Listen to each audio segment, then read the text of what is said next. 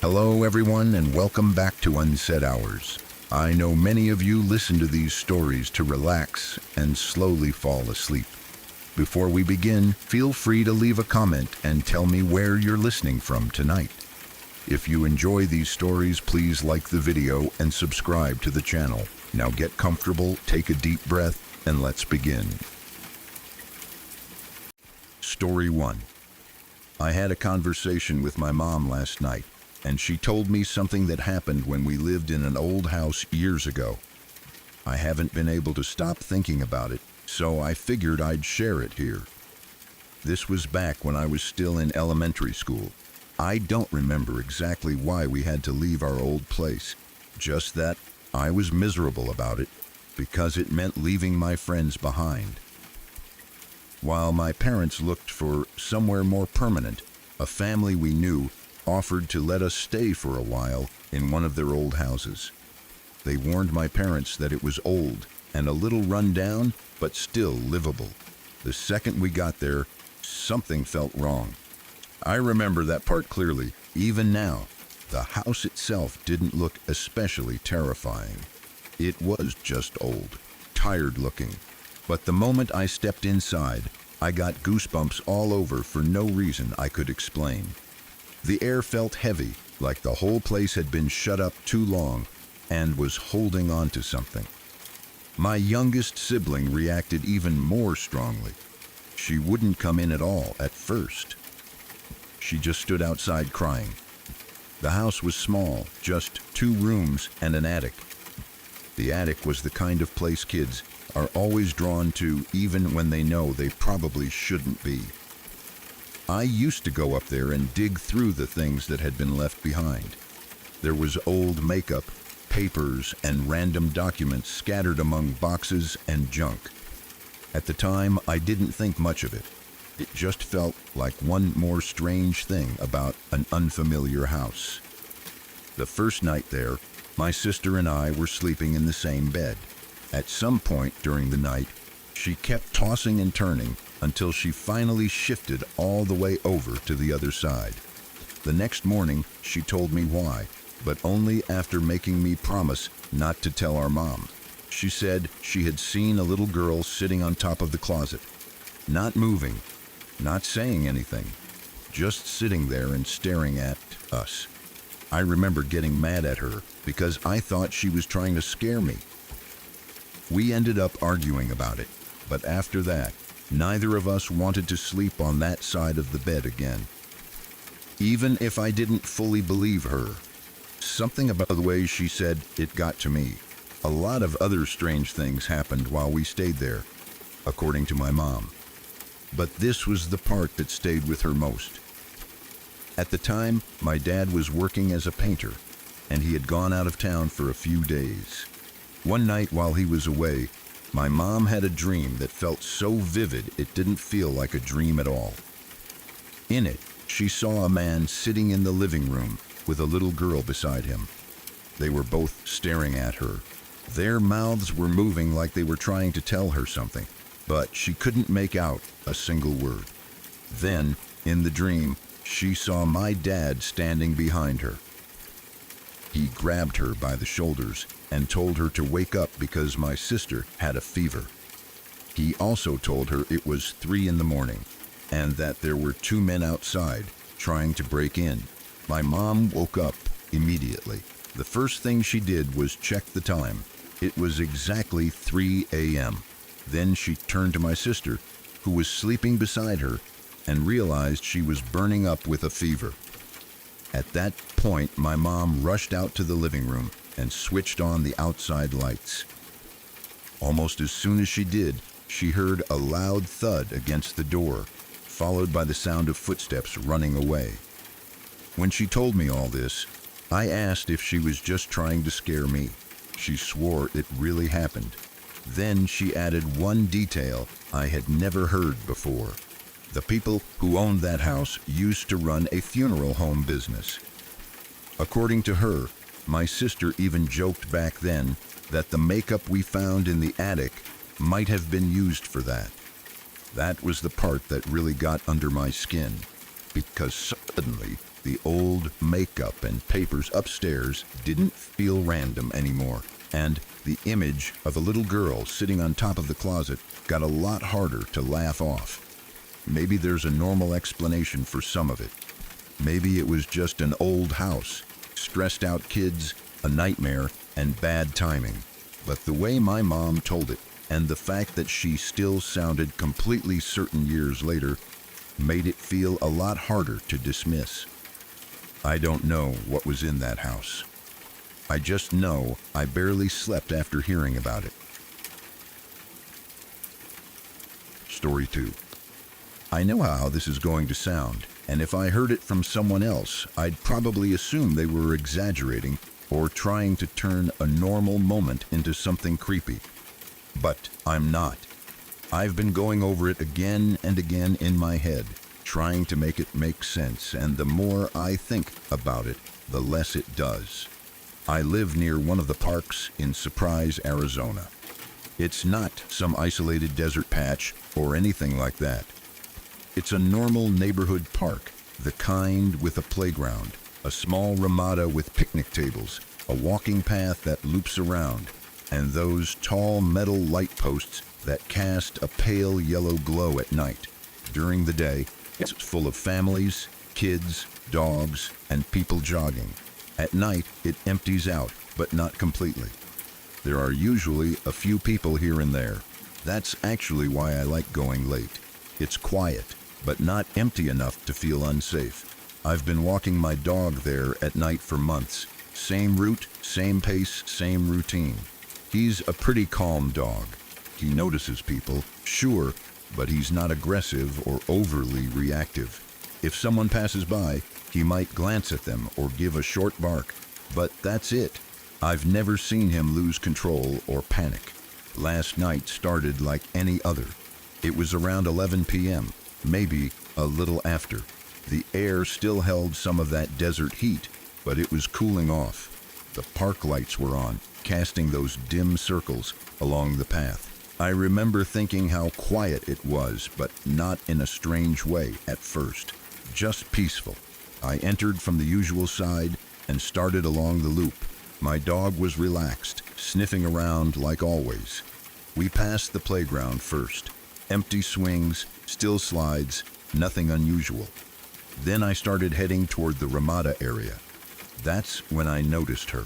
She was standing under one of the path lights, just off the edge of the grass near the walkway. At first, nothing about it seemed wrong. People come to the park at night all the time. Some sit on their phones, some smoke, some just stand around. She looked like she was just moving, slowly. It took me a few seconds to register what she was doing. She was dancing, not in a loud or energetic way, just slow, gentle movements. The kind of swaying you do when you have headphones in and you're lost in your own world. Turning slightly, shifting her weight, arms moving softly. I remember thinking she was probably recording something, a TikTok or a video. That made the most sense. People do that kind of thing all the time now, even late at night. So I didn't think much of it at first. I kept walking. As I got closer, something started to feel off, but I couldn't immediately say why. It wasn't her movements. It was everything around her. The ground beneath the light looked darker, messy. Then I stepped into the edge of the light. That's when I saw the roses. They were everywhere around her feet. Not just a few petals scattered around like decoration, full wilted rose petals. Dozens of them, maybe more. Some were crushed into the dirt, dark and flattened like they'd been stepped on again and again. Others were dry and curled, like they'd been dead for a while. I slowed down without meaning to. As she turned slowly under the light, something slipped from her sleeve. A petal. It fell lightly, almost gently, and landed among the others. I stopped completely for a second, trying to understand what I was looking at. Maybe she had stuffed flowers into her clothes for some kind of video. That was the only explanation my brain could come up with, even though it didn't really make sense. Then my dog saw her. He didn't just bark, he snapped into it. His body went stiff, ears forward, and then he started barking in a way I had never heard before. Loud, sharp, continuous. He pulled hard against the leash, not toward her like he wanted to attack, but sideways, like he wanted to get away while still keeping his eyes on her. "Hey, relax," I said, trying to calm him down, but he wouldn't stop. That's when I noticed something else. The sound. There wasn't any. No cars in the distance. No insects. No wind moving through anything. No faint voices from nearby houses. It was like the entire park had been sealed off from everything outside of it. The kind of silence where your ears start ringing. I became very aware of my own breathing. The sound of my dog's barking felt too loud, like it didn't belong there, and through all of it, she kept dancing. She didn't look at us, didn't react to the barking, didn't even flinch. Just slow, steady movement under that light, like she was following music only she could hear. Another petal fell, then another.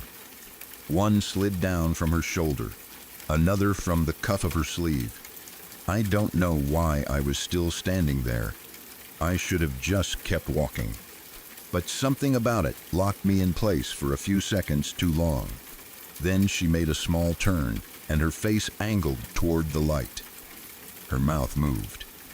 At first, I thought she was mouthing lyrics. Then I heard it. She was singing. But it wasn't clear. It wasn't like a normal song. It sounded thin, like her voice was too dry, almost cracking. The words weren't fully formed, like they were getting stuck. And then something fell from her mouth. A petal. It dropped straight down, dark and limp, landing near her feet. That was the moment something in me just went cold. My dog pulled harder, almost choking himself on the leash. I finally forced myself to start moving again, stepping past the edge of the light. "Come on," I muttered, more to myself than to him. We started walking past her. I kept my eyes forward. I didn't want to look directly at her again. I could still see her in my peripheral vision, still moving, still turning slowly. Each step felt heavier than it should have. Then, right as we were about to pass completely, she stopped. The movement just ended. No gradual slowdown, no transition. 1 second she was turning, the next she was perfectly still. I felt it before I saw it. That shift in attention, like when you know someone is staring at you from across a room. I turned my head, just a little. She was looking straight at me. I can't explain exactly what was wrong with her expression. It wasn't angry. It wasn't sad. It was just empty, like whatever emotion should have been there had been removed. Her eyes didn't seem to blink. My dog let out a low, strained growl I'd never heard from him before. Then she spoke. "Am I worthy to marry?" Her voice was clearer now, but still wrong somehow. Too flat, too steady. Like it didn't belong to the movement I had just seen. For a second, I thought I misheard her. The question didn't fit anything. Not the place, not the time, not the situation. I didn't answer. I didn't even react properly. My brain just locked up, and all I could think was that I needed to keep moving. So I did. I looked away like I hadn't heard anything and kept walking. My dog didn't need any encouragement. He moved fast, almost dragging me along. I could feel it behind me, that sense that she was still watching. Every instinct I had was telling me not to turn around, but after a few seconds, I did. Just a quick glance over my shoulder. She was dancing again. Same slow movements. Same soft turning under the light. Like nothing had happened. Like she hadn't spoken at all.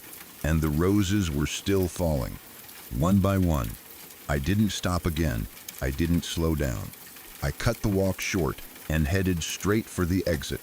As soon as we got closer to the street, the sound came back. Distant cars.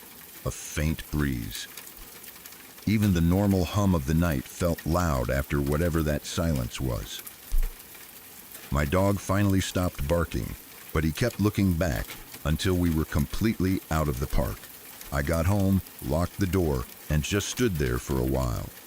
I kept expecting to hear something outside. A voice, a knock, anything. There was nothing. I checked my dog over, like something might be wrong with him. But he was fine, just restless.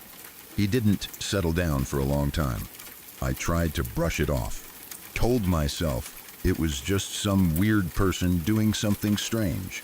Maybe a performance, maybe mental health issues, maybe something staged.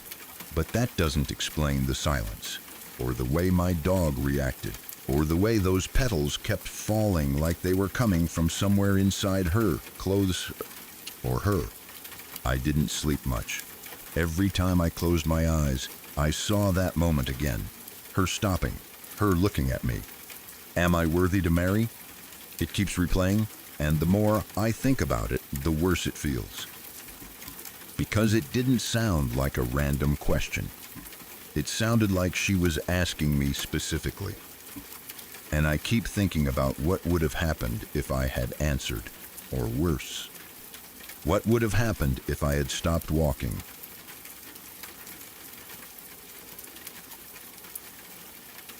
Story 3. It happened during my last semester of college, at a point where everything in my real life was supposed to be wrapping up cleanly. I remember the day clearly, not because it felt important at the time, but because it was so ordinary. I was cutting across a campus road that students crossed all the time. Cars were supposed to slow down there. Most did. I wasn't distracted. I wasn't doing anything reckless. I saw the truck coming, but I expected it to brake. It didn't. The engine got louder instead of softer. Tires didn't screech until the very last second. The front of the truck stopped too close. Close enough that I felt the heat of it. Before I could even react properly, the driver's door opened. He stepped out fast. Big guy. Massive, really. The kind of size that makes you instinctively step back even before he speaks. He was already angry. "What's wrong with you?" he said, like I had done something deliberate. I tried to explain. I don't remember the exact words. Something calm, something like, "I thought you were stopping." It didn't matter. His expression didn't change. He closed the distance in a couple of steps. There's a moment before something bad happens where your brain still thinks it can fix it. I remember thinking I should just apologize again, maybe move out of the way, maybe laugh it off. Then he hit me. Not a shove, not something careless, a full hit. Enough that everything snapped sideways. I remember the ground rushing up, the shock more than the pain at first, then the taste of blood. Then a kind of hollow silence, like my body had switched off before my mind could keep up. And then I woke up. Not on the pavement, in a bed. It didn't feel strange. That's the part that still bothers me. There was no moment of confusion, no sense that something was wrong. It felt like continuity. Like I had simply moved from one part of my life to another without noticing the transition. The room was familiar in a way that didn't need explanation. I knew where I was. I knew who I was. There was no gap. Time moved normally. Days passed, then weeks. Nothing glitched, nothing broke. That's when I met her. It wasn't dramatic. No sudden moment where everything slowed down. Just a conversation that lasted longer than expected. She listened when I spoke. Really listened. That alone was enough to pull me in. She had this way of smiling that felt earned, like she didn't give it out easily. When she laughed for the first time at something I said, it caught me off guard. I remember thinking about it long after the conversation ended. I didn't win her over quickly. It took months. She had a life already, people in it, relationships that weren't right for her but still existed. I stayed consistent. I showed up. I made myself reliable. Eventually, she chose me. That's how it felt. Not like chance, not like luck, like a decision. We built something real together. 2 years later, we got married. It wasn't extravagant, but it didn't need to be. Everything about it felt grounded, stable, like we were stepping into something solid. She got pregnant not long after. When my daughter was born, it changed everything. I remember holding her and feeling this overwhelming mix of fear and love, the kind that makes you realize how much you can lose. Life settled into something steady after that. I had a good job, stable income. My wife stayed home. We built routines. Small, ordinary things filled our days. Meals, errands, conversations that didn't seem important at the time, but made up everything. 2 years later, my son was born. He became the center of my world in a way I hadn't expected, even after my daughter. Every morning before work, I would go into his room and just stand there for a moment, watching him sleep, adjusting his blanket, making sure he was okay. I did the same for my daughter, but with him it became a ritual, something I needed before starting the day. Years passed, not in a blur. That's important. They felt complete, full of detail.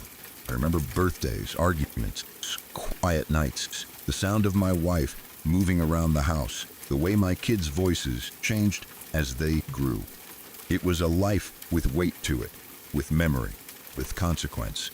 Nothing about it felt artificial. Then one evening, something small broke.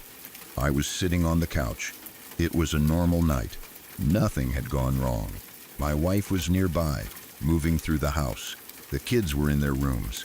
I noticed the lamp. We had owned it for years. Red base, square shape, gold trim, 4 small legs, white shade. It had always just been there, background. But something about it was wrong. At first, it was subtle, a feeling more than a clear thought. Like my eyes weren't quite aligning with what I was seeing. I focused on it. The longer I looked, the more it resisted making sense. The shape was correct, but the perspective wasn't. The angles didn't behave the way they should. The base seemed to tilt inward and outward at the same time. The legs didn't sit properly against the surface they were on. It was like looking at something that was almost real, but constructed incorrectly. I leaned forward slightly, trying to correct it in my head. It didn't correct. It got worse. My wife said something to me. I remember her voice, but not the words. "Are you okay?" I said yes, automatically. But I wasn't paying attention to her anymore. I didn't sleep that night. I stayed on the couch, staring at the lamp. I told myself it was exhaustion, eye strain, something explainable. But every time I tried to look away, something pulled my attention back. Morning came. I didn't go to work. The lamp hadn't changed, but my perception of everything else had. The room felt thinner. That's the only way I can describe it. Like it had lost depth, lost weight. Like everything in it was slightly less real than it had been the day before. My wife grew concerned. She brought me food. I didn't eat it, not because I chose not to, but because the idea of eating didn't connect to anything meaningful anymore. The lamp did. Time started to distort, not in speed, but in clarity. I couldn't track hours properly. Conversations slipped away while they were happening. My thoughts began to fragment. I tried to explain to her. "There's something wrong with it," I said, gesturing weakly. "With what?" "The lamp." She looked at it, then back at me. I could see the confusion turning into fear. "There's nothing wrong with it." But there was. Days passed. I barely moved from the couch. I stopped eating entirely. Drinking felt unnecessary. My body existed, but it didn't feel important. The lamp became the center of everything. It started to feel closer than it was, larger than it should be. Not physically, but in the way it occupied my vision, like it was pushing everything else out. My thoughts began to break apart completely. I would start remembering something and lose it halfway through. I would try to focus on my wife's face and feel it slipping, like I couldn't hold on to it properly. At some point, she took the kids and left for her mother's house. I remember her standing near the door, scared, asking me to come with her to get help. I couldn't look at her long enough to respond. After she left, the house became quiet in a way that felt wrong. That's when it happened. The realization didn't build. It arrived all at once. The lamp is not real, and if the lamp is not real, then nothing around it is real. The room, the house, my wife, my children. 10 years. Gone in a single understanding. I tried to fight it. My mind pushed back, throwing memories at me, but they started to collapse under their own weight. Details blurred, faces distorted. The lamp began to expand, not outward, but inward, into me, into my perception. The red deepened until it filled everything. The shape lost its boundaries. It became all I could see. Then came the sound, voices layered on top of each other, screaming, shouting, fragments of words that didn't form anything coherent. And underneath it all, pain. It hit all at once. Not gradual, not building, just instant, overwhelming pain. My mouth felt shattered. My face didn't feel like it belonged to me. I tried to speak. My teeth, I said. I'm missing teeth. And then the red disappeared. I opened my eyes. I was on my back on a sidewalk. Real sky above me. Bright, harsh. People stood around me, their faces unfamiliar, their expressions panicked. Someone was shouting. Someone else was on the phone. I couldn't understand any of it. Where was my house? Where was my wife? My kids? Hands grabbed me, lifted me. Everything hurt. Not in one place, everywhere. I was moved, dragged across pavement and grass. The world tilted. I couldn't stabilize anything in my head. I was put into the back of a police car. The door slammed. The sound was too loud. I stared at the divider, trying to make sense of it. None of it fit. None of it connected to the life I had just been living. At the hospital, they ran scans, asked questions, words that felt disconnected from meaning. Eventually, I learned what had happened. The assault, the impact, the loss of consciousness. Minutes. That's how long I had been out. Minutes for them. 10 years for me. Recovery wasn't just physical. The physical injuries healed. Slowly, but they healed. The rest didn't. I went through years of depression that I still don't think I've fully escaped. Because I wasn't just recovering from an injury.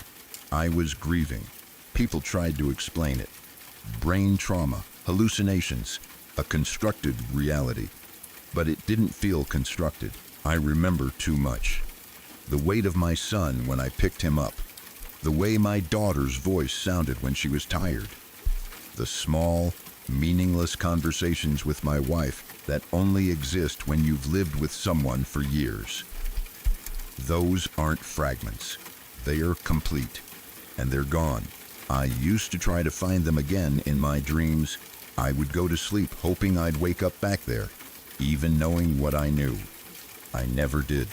Except sometimes I still see my son, not directly, never directly, just at the edge of my vision, a small figure, about 5 years old, standing still. If I turn to look, he's gone. And no matter how long I listen, I never hear what he's trying to say. Story 4. So this started in February. I got my Alexa 3 or 4 years ago, I think, and for the longest time it worked perfectly. Nothing strange ever happened with it. It would answer questions, play music, set timers, and do everything it was supposed to do. That is why what started happening later felt so wrong. It was not like a haunted house story or anything like that. It was just my normal home, my normal routine, and then suddenly one small thing started breaking the feeling that I was alone in it. I live by myself in a quiet neighborhood. Most of the people nearby are elderly, and I know them well enough to be friendly, but not enough to really talk to them much. I mention that because when something odd started happening, my first thought was not that the device had gone bad. My first thought was that someone might be coming into the house at night, or at least doing something that was setting the Alexa off. I did not like that idea at all, because if that were true, then this was not just a strange glitch. It meant something real was happening in my home while I was sleeping. The first time it happened was around 4 or 5 in the morning. I woke up suddenly to the Alexa blasting at full volume. At first, I could not make out what it was saying because the voice sounded muffled from upstairs, like someone speaking through a wall while standing in another room. My heart started pounding so hard that I could feel it in my throat. For a few seconds, I just lay there, trying to understand whether I was dreaming or whether I had actually heard it. Then I sat up, still frozen with confusion, and got out of bed. My bedroom is upstairs, and the Alexa was downstairs in the kitchen, so I had to open my bedroom door and stand in the hallway to hear it clearly. Even then, the sound felt wrong. It was not music or a normal response. It sounded like the device was trying to answer someone, but the room was too quiet, and the voice had that strange automated tone that makes it feel less human than a real person, and somehow more disturbing. When I opened the door, I could hear something like, "I'm sorry, I didn't quite catch that." Then there was a pause. After a few seconds of silence, it said something else that sounded like it did not know that one. I do not know the exact words because I was too shaken and half asleep to catch every part clearly. But the meaning was obvious enough for me to understand that it was answering some kind of question, probably something like a joke, a song, or a request it did not understand. That made it even worse, because it meant the Alexa had not just turned on by itself. It sounded like it was reacting to someone, or at least pretending that someone had spoken to it. I stood there in the doorway for what felt like forever, listening. My hands were cold. My chest felt tight. Every part of me was telling me to go downstairs and check the kitchen, but I could not make myself move. I kept thinking, if someone is down there, they will hear me. If someone is in the house, they will know I am awake. The Alexa would stay silent for around 30 seconds, and just when I started hoping it had stopped, it would speak again in the same voice. "I'm sorry, I didn't quite catch that." Then silence again. Then the same line again. It went on like that for several minutes. There was no other sound in the house. No footsteps, no doors opening, no movement. Just the Alexa speaking in a dead, calm voice as if it was waiting for somebody to repeat themselves. I remember standing there and trying to reason it out. Maybe a neighbor's signal was interfering with it. Maybe some setting had changed. Maybe I had accidentally left a voice command on, but none of that explained why it was speaking at full volume in the middle of the night. And none of it explained why it seemed to be responding to a conversation that should not have existed.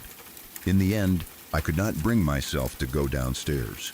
I was too scared, and I hate admitting that. But it is true. I stayed where I was until the sound finally stopped. By then, I was shaking. I went back to bed because I did not know what else to do, but I barely slept at all. Every few minutes, I would sit up and listen, expecting to hear it again. In the morning, around 7, I finally went downstairs. The kitchen looked normal. Nothing was out of place. No windows were open. No drawers had been pulled out. No doors were damaged. The Alexa itself was turned off, sitting there as if nothing had happened. That made the whole thing feel even stranger, because if somebody had been in the house, I should have seen some sign of it. If it was a glitch, then why did it sound so deliberate? If it had somehow been triggered by a real voice command, then whose voice had it heard? At that point, I was horrified, but I still tried to convince myself it was a one-time problem. Devices malfunction. Technology breaks. People hear things weirdly when they wake up in the night. I wanted that to be the answer, because the other possibilities were too uncomfortable to sit with. But that same night, it happened again. I went to bed, and not long after, I heard the Alexa speaking downstairs.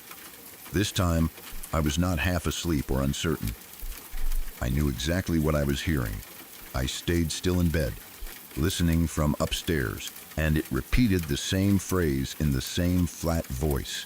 It sounded like the same half-finished response, the same apology, the same confusion, as though it was caught in the middle of answering something that had never been properly said. The effect was horrible because it was not loud enough to be dramatic and not quiet enough to ignore. It was just present, steady, and wrong. On the third day in a row, I went downstairs to check while it was still happening. I was trying to be brave, but the truth is I was terrified the whole way down. Every step felt too loud. I kept imagining a shadow in the kitchen, or an open back door, or someone standing just out of sight. But when I got there, nobody was there. Nothing had been touched. The Alexa was still speaking. It kept going for about 2 minutes and then stopped on its own, as if it had finally given up. That was when I unplugged it. I did not even think about it. I just pulled the cord out of the wall and left it there. After that, I put the Alexa in the utility room and decided I would not bring it back out again. I told myself the problem was solved. Maybe it had been damaged. Maybe the microphone was broken. Maybe it had stored some weird command and needed a reset. I did not want to hear it again, and I certainly did not want it sitting in my kitchen where I could hear it in the middle of the night. For a while, nothing happened. I almost managed to forget about it. I got back into my routine and stopped thinking about the device unless I passed the utility room. Even then, I would just feel a small, unpleasant knot in my stomach and keep moving. I would not have posted anything about it if not for what happened a week ago. That night, I was getting ready for bed when I heard it again. At first, I thought I was imagining it, because the sound was so unexpected that my brain seemed to reject it for a second. But then I heard the same voice clearly enough to know it was the Alexa. It was downstairs again. My stomach dropped immediately. I stood still, listening, and felt the blood drain from my face. It was saying the same phrase on a loop, the same broken response over and over. What terrified me most was not just that it was speaking again. It was that I knew I had unplugged and left it in the utility room. There was no reason for it to be in the kitchen. There was no reason for it to be on at all. I did not go back to sleep. I went downstairs carefully, every sense on edge, and when I reached the kitchen, I saw the Alexa plugged in again, sitting where it had always sat before, making the same repeated phrases as if somebody was actively talking to it. That was the moment I stopped trying to explain it away. Up until then, I had been telling myself it was a malfunction, a weird glitch, a technical issue I did not understand. But I knew I had unplugged it. I knew I had moved it. I knew it had not been there. And now it was back in the kitchen, powered on, speaking into the empty house, as if some invisible person had resumed a conversation the moment I let my guard down. I do not like saying this, because it sounds ridiculous even to me, but the feeling in that kitchen was not just fear. It was the sense that something had been waiting for me to notice. The voice was calm in the way machines are calm, but when it repeated itself over and over, it stopped feeling mechanical and started feeling intentional. It was not shouting. It was not threatening me directly. That somehow made it worse. It felt patient. It felt like it did not need to rush. I took the Alexa out of the kitchen and drove it up to my parents' house. I did not want it in my home anymore. I gave it to them and told them they could do whatever they wanted with it. but that it was glitched and I did not want it back. I did not explain everything in full because I was embarrassed by how frightened I sounded, and because I still did not fully understand it myself. But I knew I needed it gone. Nothing has happened since then. That should make me feel better, but it does not. It only makes the whole thing more unsettling because I still do not know what caused it. I do not know whether someone was ever in my house. I do not know whether the Alexa somehow picked up a voice from somewhere it should not have, or whether it had been responding to something that was not there at all. I do not know how it ended up plugged back in after I had unplugged it. I do not know if there is a normal explanation that I have missed, or if I am ignoring something obvious because I do not want to face it. What scares me most is how ordinary everything looked each time I checked. There were no broken windows, no signs of forced entry, no noise, no obvious problem. Just that voice in the night, repeating itself in an empty house like it was listening to someone I could not hear. Even now, when the house is quiet, I sometimes think about that moment in the doorway, hearing the same sentence again and again, and wondering whether it was a machine failing, or whether something in my home had started answering back. I am still seriously scared and worried about what is happening. I have so many questions, and none of them have an answer that makes me feel safe. If anything else happens, I will update.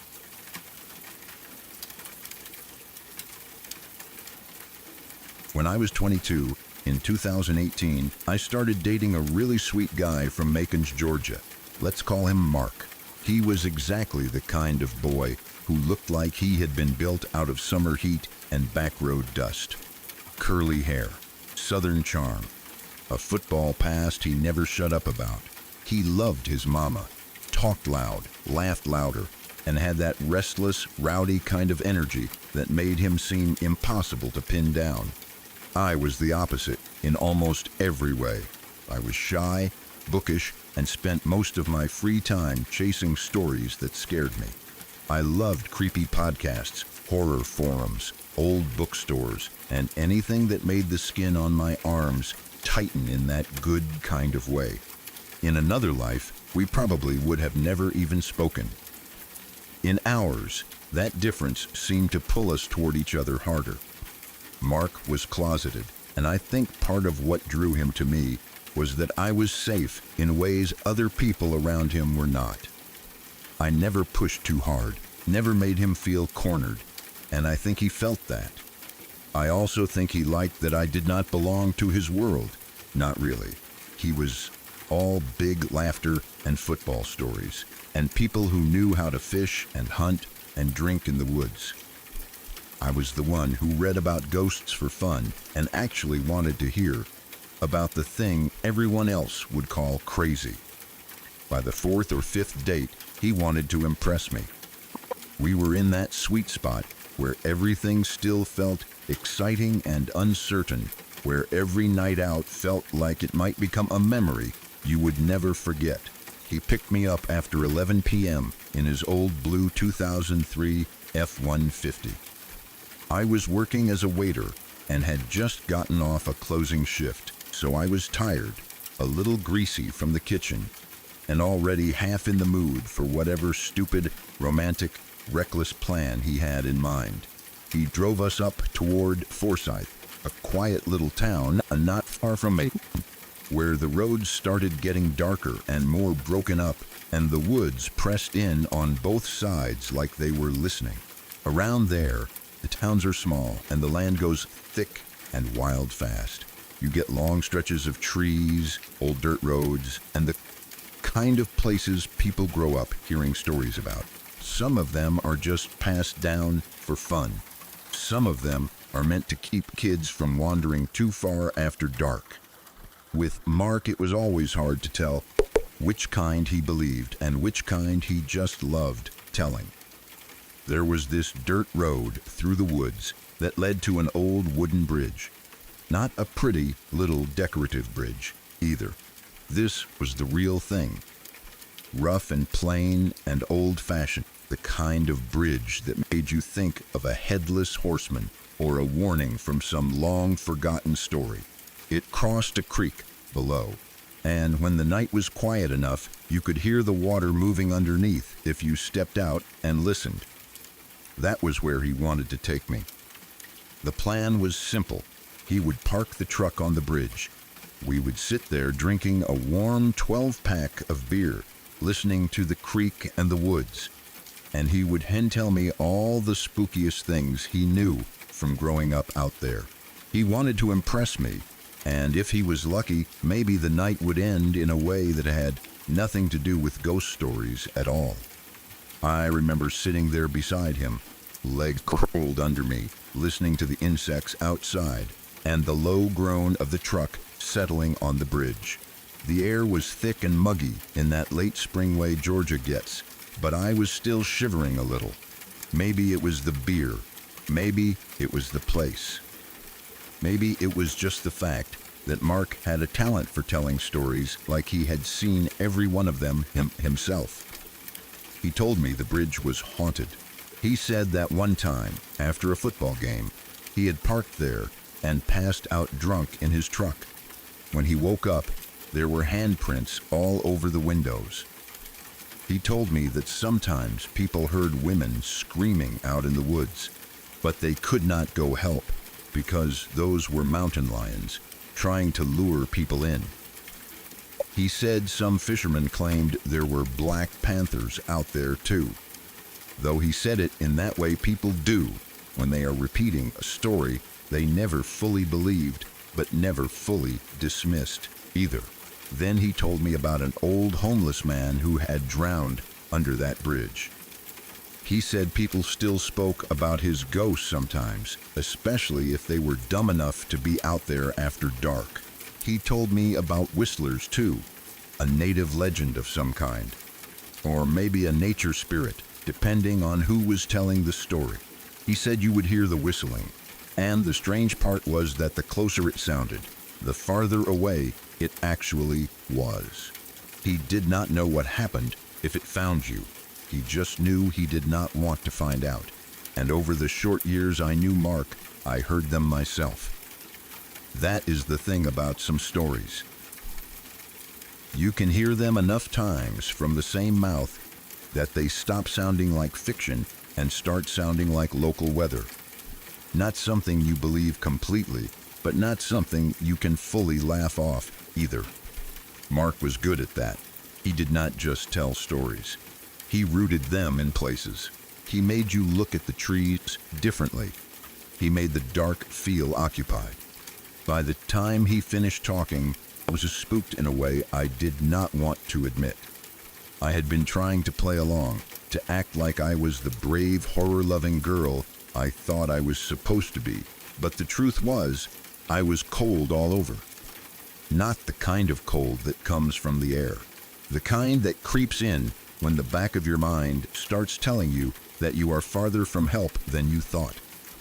I wanted to go back to his place, laugh about it, drink something colder, and crawl into a bed that did not have trees watching it from every side. We were just getting ready to leave when headlights came rolling down the dirt road toward us. That changed the whole feeling of the night. The bridge was narrow, not one of those wide, modern bridges with enough room to spare. This one was old and simple, with no proper guardrails and barely enough space for a single vehicle to pass at a time.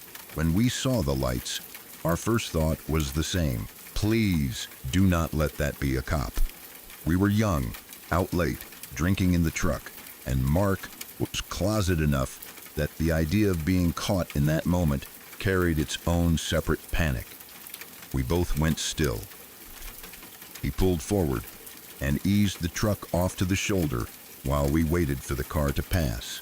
It was one of those tense, stupid little moments that feels bigger while it is happening than it probably ever should. We watched the vehicle roll over the bridge and disappear the way any normal car would. The second it was gone, the pressure in the truck eased. We even laughed a little, because sometimes fear makes you silly once it lets go. Then I looked up in the rearview mirror. At first, I thought the headlights were the same car turning around and coming back. But they were not. What I saw made no sense at all. We had only just pulled off the bridge a few minutes earlier. I know how long it had been because I remember checking the time in my head, trying to reassure myself that it was all ordinary.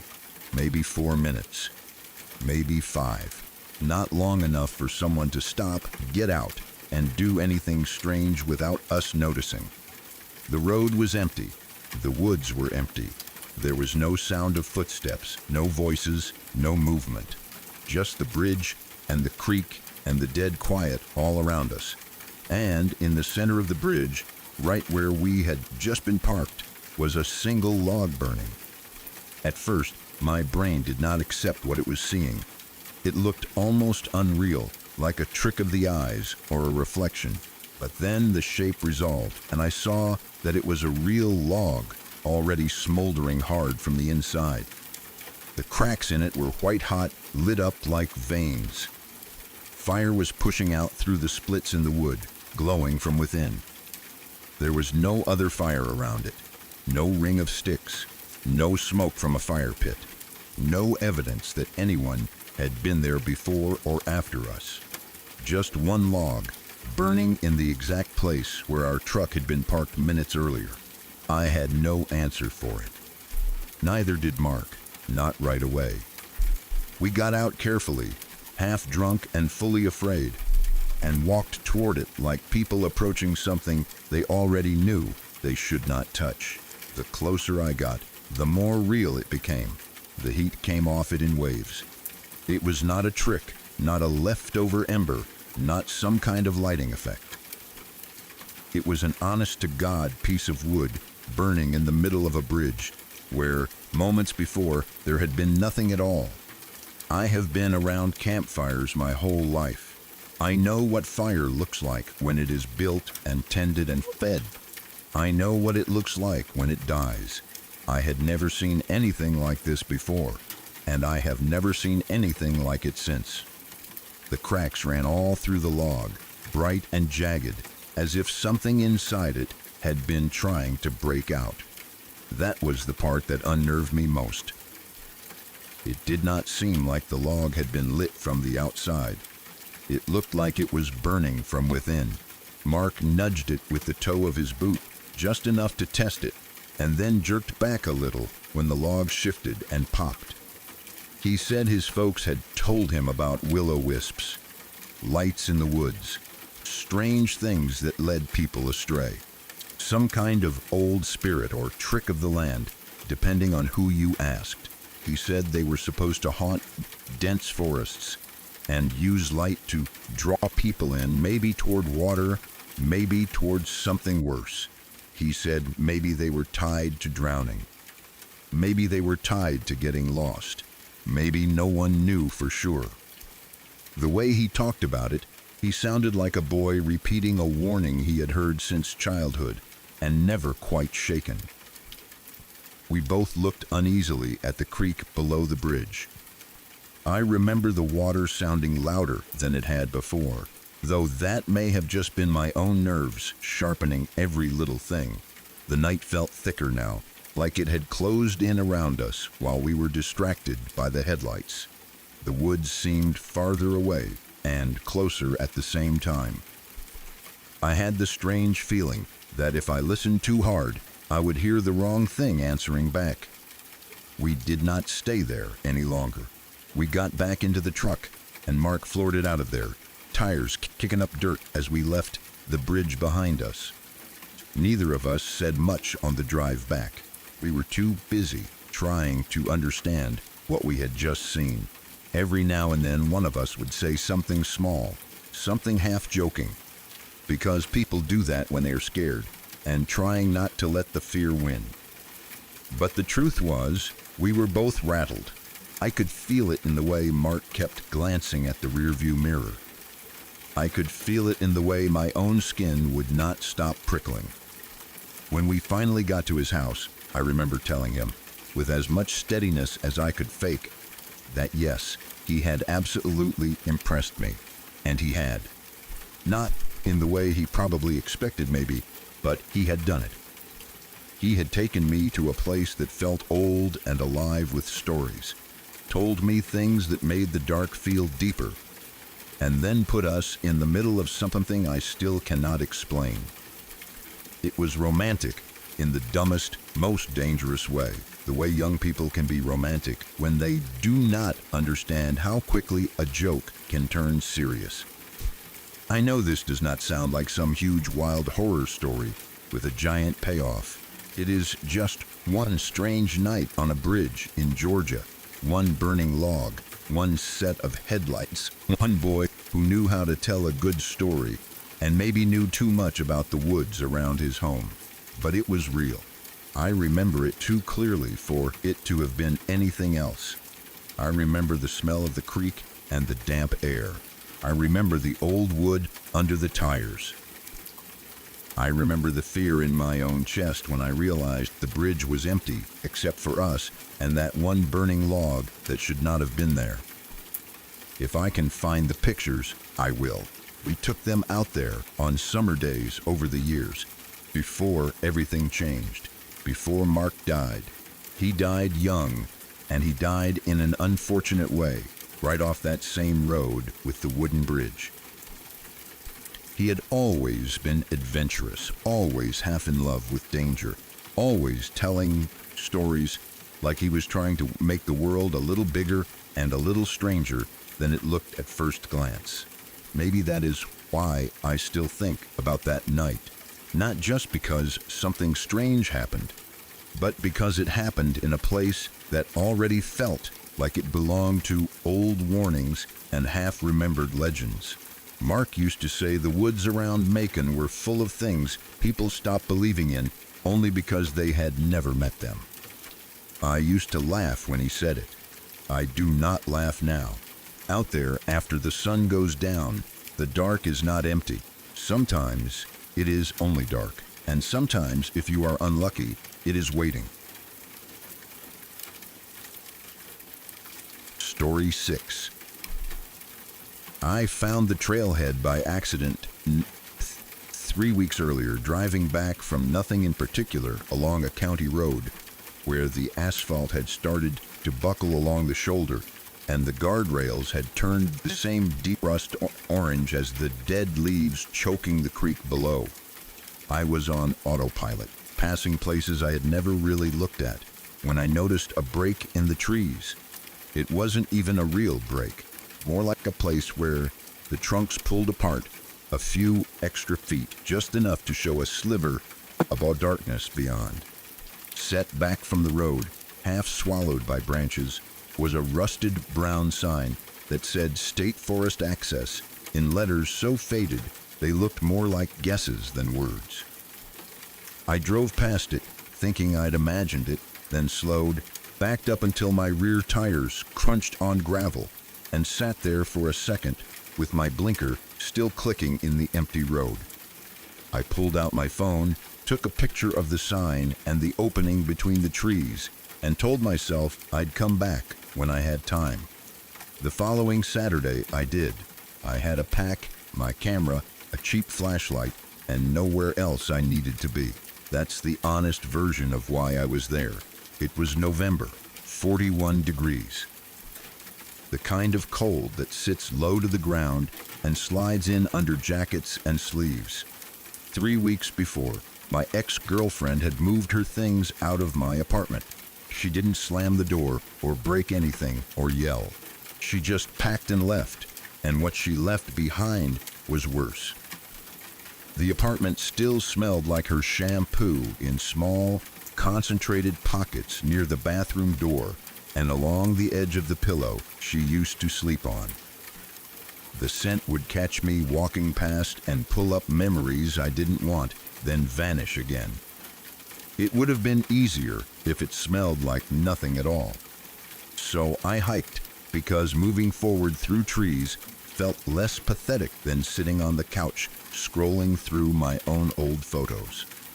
I recorded video clips for a channel with 63 subscribers, most of them bots, because talking at a lens while I walked felt safer than trying to talk to a real person who might actually answer.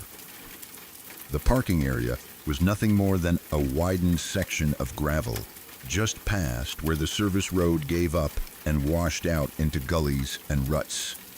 Someone had left an empty propane cylinder near the guardrail, its green paint scraped down to raw silver around the bottom edge. A bent metal warning sign stood beside the trailhead, the kind that probably used to list fire restrictions or hunting seasons. It had been shot through so many times that only the outline of the old text remained. I counted 9 bullet holes as I passed it, the metal around each puncture folded inward and sharp, like torn paper. Wet pine needles covered everything. The rain from 2 nights earlier had soaked into the ground. When I stepped off the gravel, the smell of wet earth and rotting needles came up at once, cool and heavy. It smelled like every state forest I'd ever been through, and also like a place that didn't particularly care when anyone returned. I started recording at the trailhead. I held the camera out and talked about the fire tower I'd found mentioned in a county survey from 1987, built sometime in the 40s, decommissioned and abandoned by the late 70s, left to rust somewhere out in the trees. I told the camera this was my 3rd attempt to reach it. The trail was unmaintained. There were no blazes after the first quarter mile. It was November, which meant the light would start dying before 4:30. I wanted to find the tower before full dark, or at least get close enough to see its silhouette. I said all of this in an even voice. Listening back later, I sounded a lot calmer than I felt. The first hour was fine. The trail, while not exactly friendly, stayed visible. It ducked and climbed and tried to lose itself under fallen leaves, but you could still see where feet had gone before. The channel liked the abandoned stuff, so I filmed anything that looked half forgotten. A collapsed hunting blind about a half-mile in, 2 of its walls caved and rotting, one corner propped against a tree. A tangle of bright orange surveyor's tape snagged in the branches above, like something trying to get away and never quite making it. A section where the path slid down into a shallow drainage gully, and I had to pick my way across exposed roots to avoid the mud, telling the camera how you could see where water chewed out the earth during spring thaw. Even when I wasn't talking, I could hear the forest working, bird calls, small things moving in the leaf litter, the far-off rush of a creek I hadn't seen yet, branches whispering together in the wind. Around the hour mark, the sounds cut off. It happened mid-step. 1 second, there was a steady background of bird song and underbrush noise and tree creak. The next, there was nothing. I planted my foot and stayed where I was, one arm slightly out for balance, and just listened. No birds, no insects, no wind, no far-off water. The quiet didn't feel like a pause. It felt like the moment right after something's dropped and before it hits. Forests don't usually go dead silent on their own, not all at once. I stood like that for almost a minute, counting slowly, trying to catch even one sound that wasn't my own breathing. The longer I listened and heard nothing, the more wrong it felt. The hair on the backs of my arms lifted under my sleeves. Then I told myself it was fine. Maybe a hawk had passed overhead. Maybe a predator. Maybe nothing. I'd already hiked an hour in and turned around twice on earlier visits. According to my notes, the tower should be less than a mile away now. I hadn't come to be scared off by silence. I restarted the camera, said something about the weird quiet for the video, laughed in a way that didn't sound like my real laugh, and kept walking. The singing started about 20 minutes later. At first, I thought it was just a shape in the wind.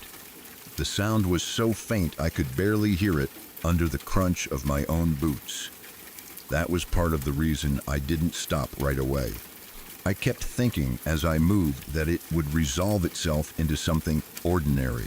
Water over rocks, maybe, or air going through dead branches in a specific way. But the sound didn't shift the way wind does. It stayed even in pitch and direction. The more I tried not to focus on it, the more clear it became that it was coming from one place, off trail to my left. It was a man's voice, low, unhurried. There was something almost gentle about the tone. "Sleep, little baby, don't open your eyes. Mama went away where the cold dirt lies." I stopped walking. The voice kept going. The words were soft enough that I had to hold my breath to track them. Like the lullaby was floating just above the threshold of hearing, and any extra noise from me might scare it off. He sang the same two lines again with slight changes I couldn't quite catch at that distance. The rhythm didn't belong to any song I knew, but the bones of it were familiar. A nursery rhythm, old and simple. Something you'd sing to a child who couldn't sleep. Then, underneath the singing, I heard another noise, wet, rhythmic. A sound like thick cloth being pulled apart slowly, and then something heavier following, chewing, measured, and patient. Tearing, then a softer working sound. My body started moving toward it before I fully decided to go.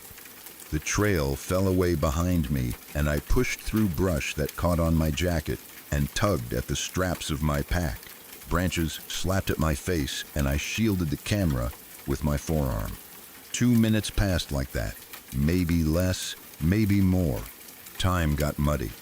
Then the trees loosened, and I stepped out into a clearing. He was crouched over the body with his back, mostly to me. Orange hunting cap, gray beard. Thin shoulders under a canvas jacket that had been through many seasons. His posture was relaxed, like he was tying his boot or cleaning a fish. The figure beneath him lay on its back with one arm twisted under the torso. The hiking pack was still slung over one shoulder, the strap digging into the fabric of the jacket at an angle that made my own shoulder ache in sympathy. His stomach was open. I registered the steam before anything else. It rose in soft waves from the exposed organs, pale against the gray November light, making the air over the body shimmer and then disappear. The leaves around him had turned slick and dark, sticking to one another in clumps. The color of them made my brain want to call it something else, anything but what it was. The smell followed a half second later and hit like a physical shove. Thick, metallic, wrong in a way that cut straight past thinking. My stomach tightened so hard, my vision blurred for a moment. The man in the orange cap was humming between bites, soft and steady. His shoulders moved slightly with the rhythm. He had something cupped in one hand that glistened dark in the low light. I stepped back without looking, my heel searching for ground. My boot came down on a loose branch. The crack of it snapping echoed through the clearing like a gunshot. He stopped humming. He turned his head toward me. The movement was slow, turning only his neck at first, as if the rest of him hadn't quite gotten the message yet. His eyes found my face before his shoulders finished following. The skin beneath his eyes had gone a sick, grayish yellow. It clung to the bone as though there wasn't much beneath it. His cheeks had caved just enough to make the jawline stand out in a hard, separate angle. Blood stained his beard and had dried into a darker crust along the backs of his hands.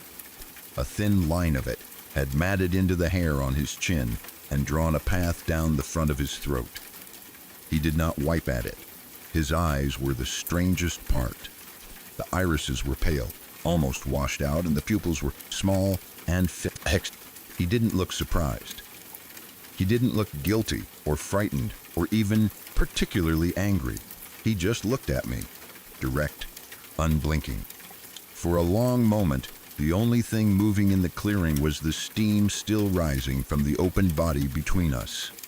Then his mouth pulled into a small smile. It could have been almost kind if I hadn't seen what he was doing. He started singing again. I ran. I didn't think about the trail. I didn't think about the camera, or the tower, or the fact that the sun was already low. I turned and shoved my way back into the trees, in a direction that felt like a way, and let panic pick my route.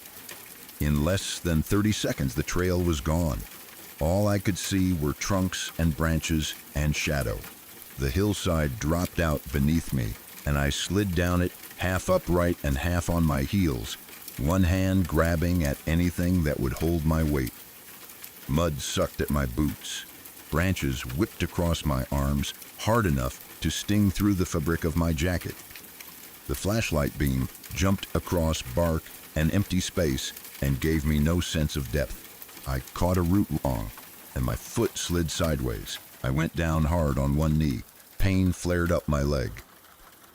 I pushed myself back up before I could feel how bad it was, and kept moving because stopping felt like an invitation. My lungs were burning.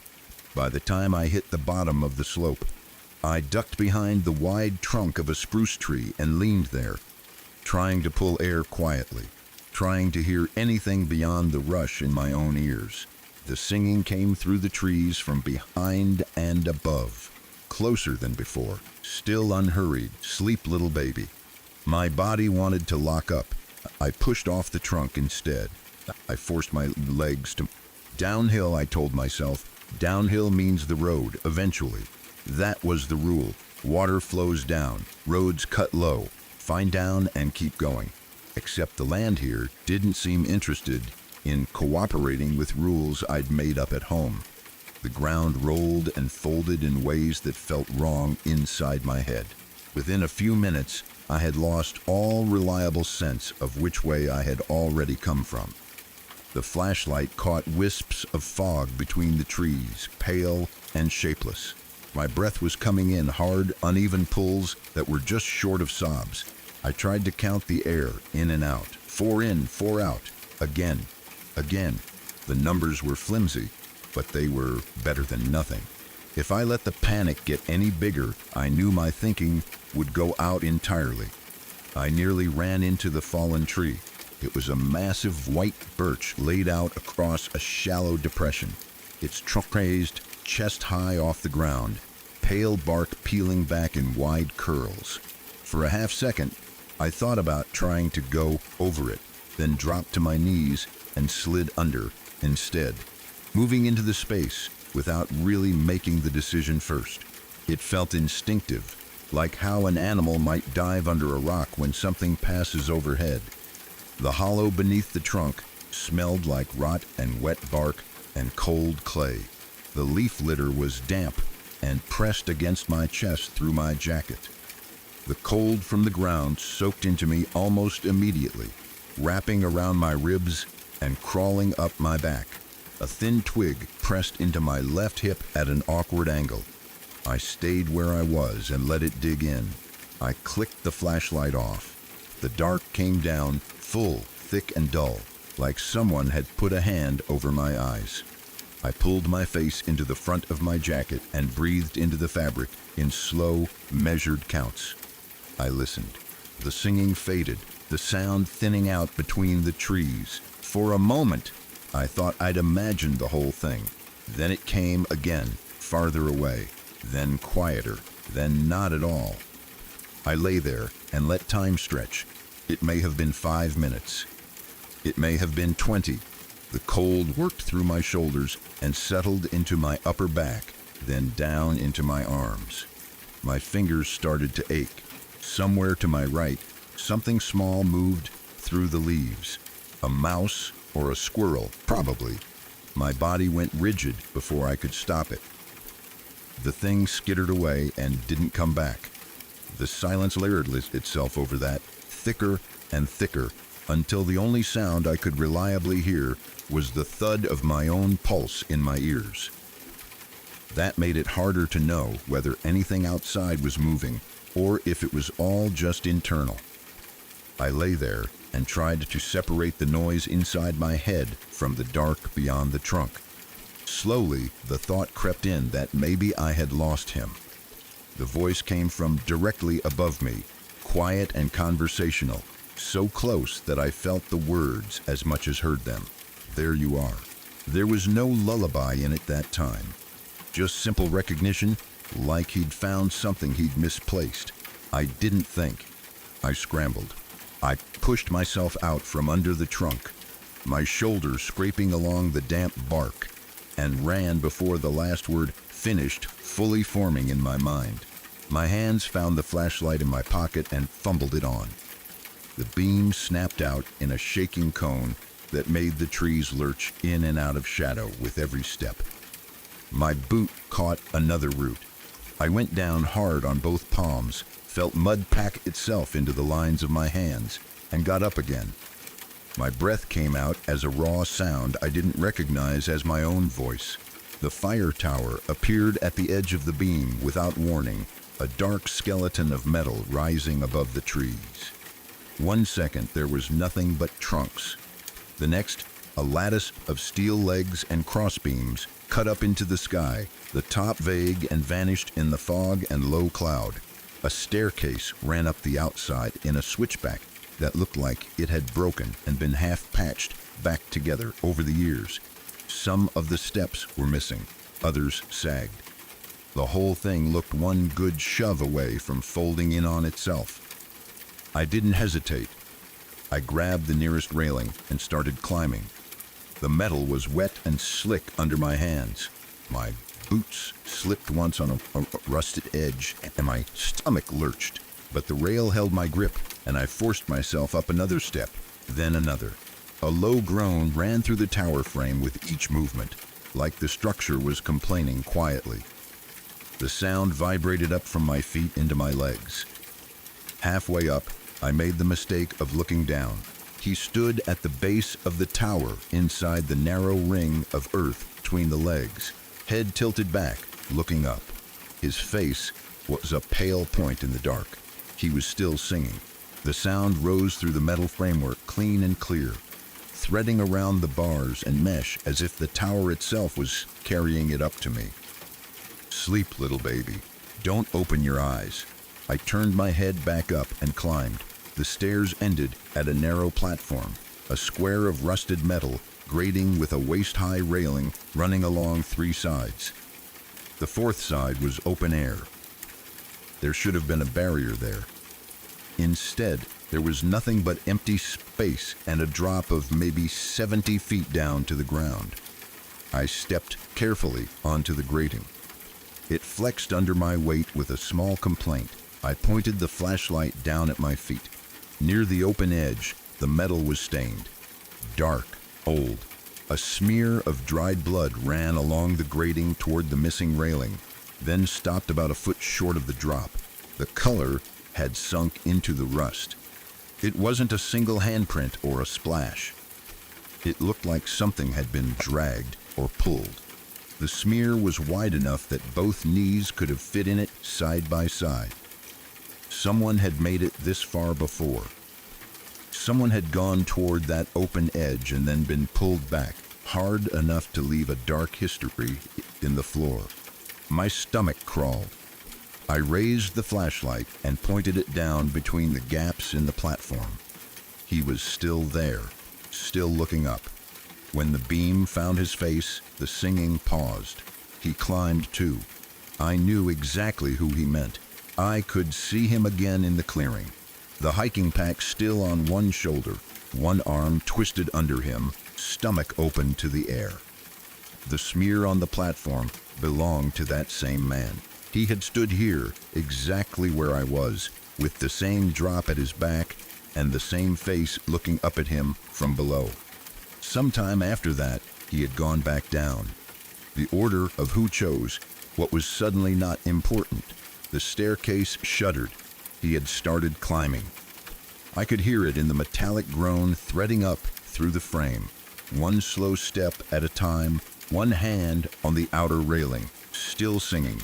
The lullaby rose with him, each word clear in the cold air. Mama went away where the cold dirt lies. My flashlight beam was dimming. The white circle it cast on the grating had turned narrow and orange at the edges. I pressed my back against the railing on the intact side of the platform, the side that still pretended to offer safety, and focused on the square opening where the stairs ended.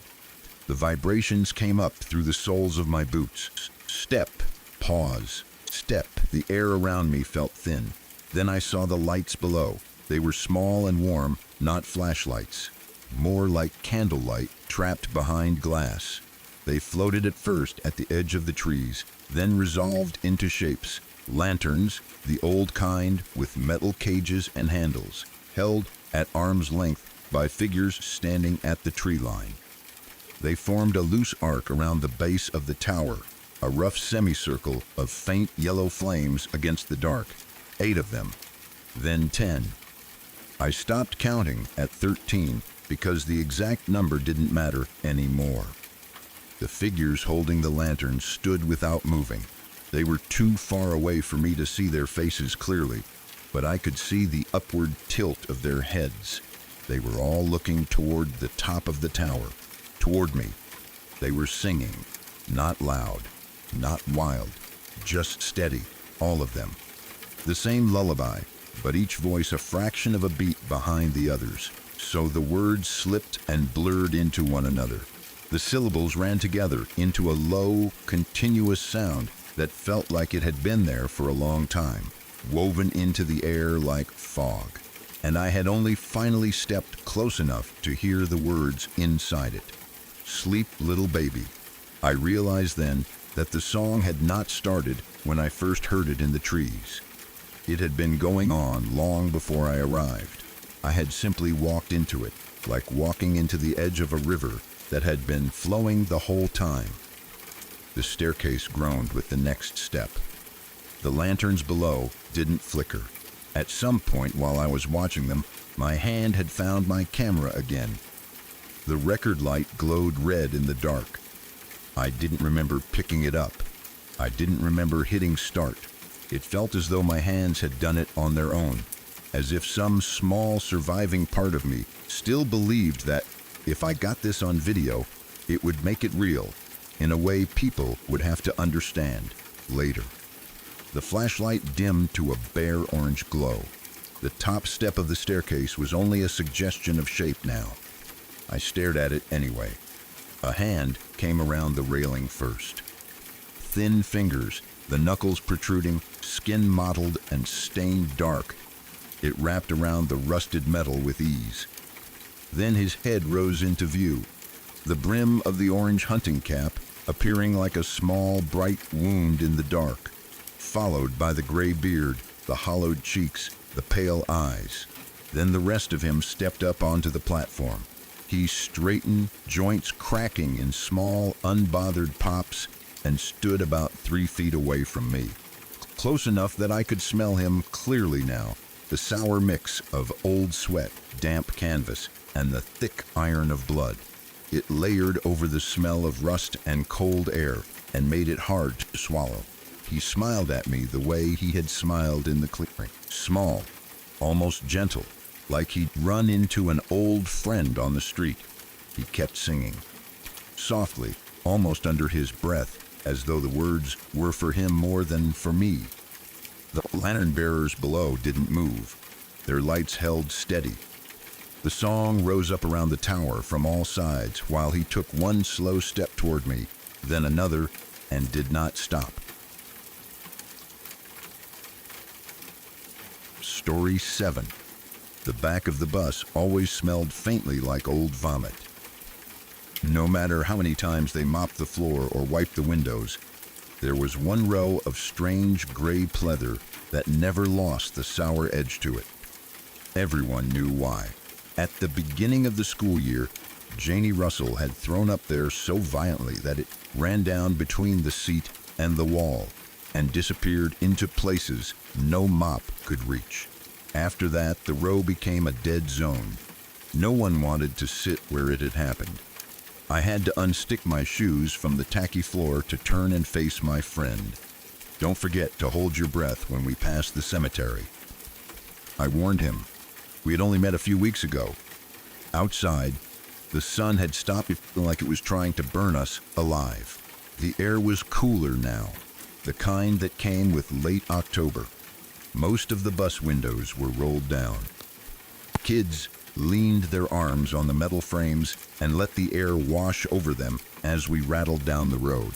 The trees we passed had traded their bright summer green for yellows and reds and the dull brown of leaves that had already given up. "Why? Does it smell?" he asked. "Well, sometimes," I said. "But that's not what's important. Come on, you have to trust me." "But Maria, I can't hold my breath so well."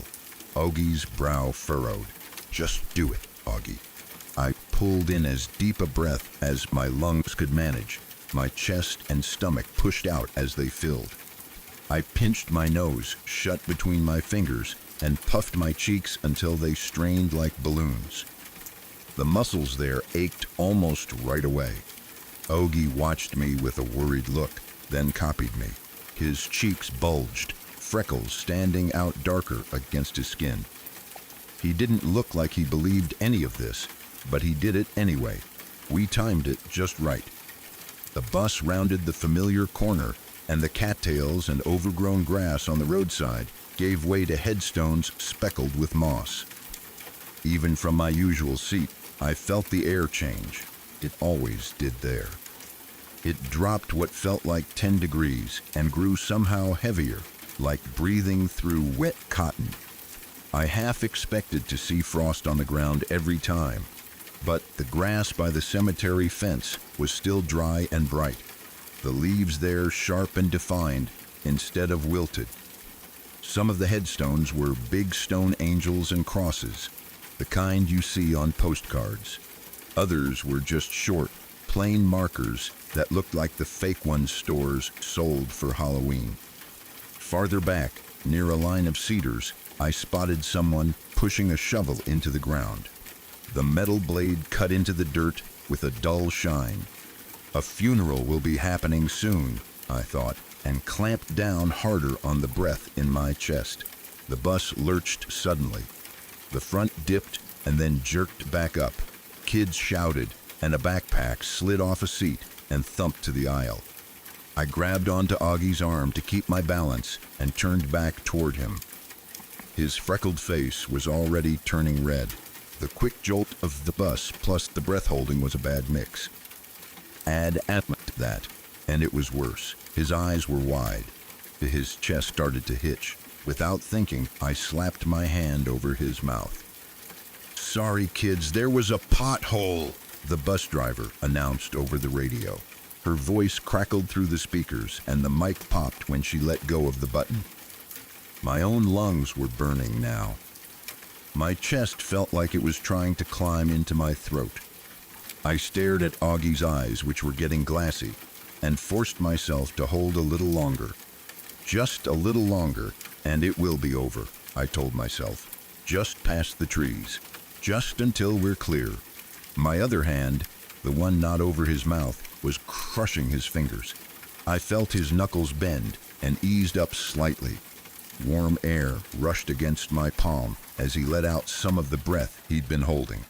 I felt my own lips leak a thin hiss of air. Outside, the scenery shifted. The view of neat grave markers and stone angels disappeared, swallowed by a wall of trees. On this stretch, the trunks grew so close together that they almost blocked out the sky entirely. For a moment, if it hadn't been for the blue rectangle of daylight in the windows on the opposite side of the bus, I would have thought we'd driven into a tunnel. The second we crossed that invisible line, I let my breath explode out. I dragged in another, sharp and deep, my chest heaving, like I'd just run laps in gym class. "Why?" Augie wheezed. "Did you make me do that?" "What do you mean?" I asked, still catching my breath. "Haven't you ridden the bus before?" No." Augie dug into his pocket. He pulled out a gray and blue plastic cylinder and shook it. It rattled like a spray paint can. He placed the blue end into his mouth, pressed down, and inhaled as a thin hiss of medicine came out. He held the breath, then let it out slowly. After a moment, his shoulders stopped pumping so hard. The wheeze in his chest faded. "Oh yeah, I forgot this is your first time," I said, frowning a little. "What's that thing?" "My inhaler. I have asthma, remember? This is the medicine that helps me breathe better." He shoved it back into his pocket. "Oh, look!" Augie and Maria are holding hands. Maria is practically a guy, so that's gay. Marissa's voice knifed through the bus chatter. She was kneeling backwards on her seat 2 rows ahead, pointing at us. Marissa was one of the only kids who still bothered to mess with me. She was one of the few girls I knew who could actually beat me in a fight, which was probably why most others left me alone. We used to be friends. Once, that was its own horror story. Maria and Augie sitting in a tree, Kissin, Kayla, her new best friend, chimed in, giggling. Kayla would end up on the ground one day soon if she kept that up. Very soon, I let out a small giggle at the word ass when it popped into my head thinking about her. It was one of the many words I wasn't allowed to say, even though I heard it at home all the time. My mom had a mouth worse than any trucker I'd ever heard, and we saw plenty of truckers in our small town. She was harsh in more ways than one. I could let them say what they wanted about me, but I hated that they were dragging Augie into it. He was my first real friend since everything blew up with Marissa. "You guys better shut the hell up," I yelled. The whole bus went a little quieter. Marissa spun the rest of the way around, planting her knees wider on the seat. "Or what, huh? What are you gonna do?" Her brown eyes narrowed. I thought about getting up and showing her exactly what I'd do. I knew, though, that if I swung first, or even promised to, the driver would see and I'd be the one writing apology letters or sitting in the office. So instead, I forced myself to sit back and use my head. I knew what really bothered her. I knew what she actually wanted. I knew her better than she knew herself. "I'm not going to do anything," I said, shrugging. "You're just jealous, aren't you?" She blinked. "I actually have a friend who likes me while you're just surrounded by airheads with money." I paused for effect. "Loser." The reaction spread through the bus in a wave. Kids laughed. Someone yelled, "Ooh, ooh, ooh." Another called, "That was a sick burn." Heat rose up my neck, but this time it was from pride, not shame. I let myself sink back into the seat. Augie was staring at me. His eyes were huge. His expression made no sense. "What?" I asked. "You're a girl," he said. "Last time I checked, yeah. I mean, come on, my name is Maria." "Yeah, but boys can have girly names sometimes." Augie's voice trailed off. He sounded like he wasn't totally sure about his own argument. Growing up poor, in the middle of nowhere with 2 older brothers, hadn't helped. Most of my clothes were their hand-me-downs, stretched-out t-shirts, faded jeans, sneakers with the logo half scraped off. Grass stains had settled into my knees like tattoos, and there always seemed to be a line of dirt living under my fingernails. My hair was short and uneven after a bad encounter with kitchen scissors, dark brown, chopped across the ears. My brother Nick said it made my head look like a coconut that someone had taken a bite out of. "But we bonded over the Ninja Turtles," Augie said softly. "Yeah, dummy. Girls can like the Ninja Turtles too." That was how we'd met. At the start of 5th grade, Marissa and I were done, which meant almost everyone else was done with me too. At lunch, no one wanted to sit near the girl who used to be Marissa's friend. It was like I'd caught something. I was standing there with my plastic tray, trying to decide whether to sit alone or just skip eating, when I saw him, one lone kid at a table dead center in the room. Blonde curls falling into his eyes, shoulders hunched. He had a metal lunchbox sitting open in front of him. On the lid was a drawing I knew like the back of my hand. Who's your favorite? I asked, pointing at the Ninja Turtle on the front. Donnie, he replied, looking up at me through his hair. Mine is Raphael. He's so cool, and my favorite color is red. Mind if I sit here and eat? I was already dropping onto the bench as I said it. Who's your favorite villain? He asked, barely above a whisper. That's a good one. I thought a second. Probably Bebop or Rocksteady. What about you? I like Razar, he said. I like that they're also a turtle. Just the snapping kind. We traded facts and favorite episodes until our lunches were gone. We introduced ourselves somewhere in the middle of all that. After that, we always found each other at lunch and at recess. It never occurred to me that I needed to explain that I was a girl. I figured it didn't matter. Usually, Augie didn't ride the bus home. His parents picked him up in their car, but both of them had been stuck at work that week, and his grandma lived only a few streets away from my house. That meant he could ride my bus. For the first time, I would have a friend sitting next to me on the ride home, even if it was just 10 or 15 minutes. Are you gonna tell me why you made me hold my breath? Augie tugged at my sleeve. I don't really know, I admitted. I heard it from the older kids when I was in kindergarten, and I've been doing it ever since. We all do. I gestured down the aisle. The bus driver didn't, Augie said. Well, she's not a kid. I stuck my tongue out at him. Fine, I give, he said, putting his hands up like I'd pointed a weapon at him. I smiled. It was a small victory, but it felt good. Most of the time, the only thing I ever won at was fighting, and that came from Devin and Nick too. They didn't take it easy on me just because I was younger. They said they were teaching me how to defend myself. Looking back, it mostly taught me that whoever hit first usually won. Wanna come over and play video games? Augie asked. I hadn't noticed that I'd gone quiet, lost in my own head. His voice pulled me back. Thanks, but no thanks, I said. Mom is still at work, and I'm not allowed to go anywhere without her permission. Oh man, that's a bummer. I understand though. My dad can be very strict. Augie nodded. My mom wasn't just strict. She was something else. A mix between a wildfire and a blizzard. She could be warm and almost soft 1 minute, then screaming and throwing things the next. I spent a lot of time trying not to set her off. I never knew which version of her would walk through the door. My body started to tremble at the thought, and the bus and Augie and the cemetery blurred. Ah yes, take your time, Maria. I know talking about your mother can be hard, Shonda said. She looked up from her notebook, pen still poised mid-sentence. She'd been scribbling as I talked.